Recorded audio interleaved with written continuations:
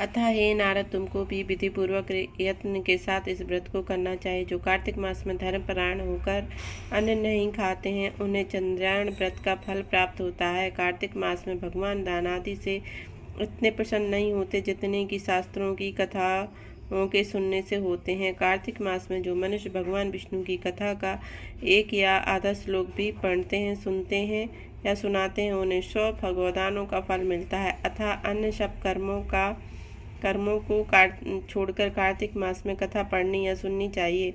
जो कल्याण के लिए कार्तिक मास में हरि कथा कहते हैं, वे सारे कुटुंब का क्षण मात्र में उद्धार कर देते हैं।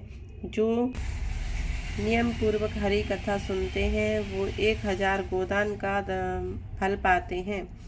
विष्णु के जागने के दिन जो भगवान की कथा सुनते हैं, वे 7 दीपों समेत पृथ्वी के दान करने का फल पाते हैं। जो मनुष्य भगवान की कथा को सुनकर कथावाचक को अपनी सामर्थ्य के अनुसार दक्षिणा देते हैं, उनको सनातन लोक मिलता है। ब्रह्मा जी की यह बात सुनकर नारद मुनि ने कहा, भगवान एकादशी के व्रत की क्या विधि है? कैसे व्रत करने से फल मिलता है? यह भी विस्तार पूर्वक समझाकर कहिए। ब्रह्मा जी कहने लगे, हे नारद, ब्रह्म मुहूर्त में जब 2 घड़ी रात्रि रह जाए, तब उसका शौच आदि से निवृत्त होकर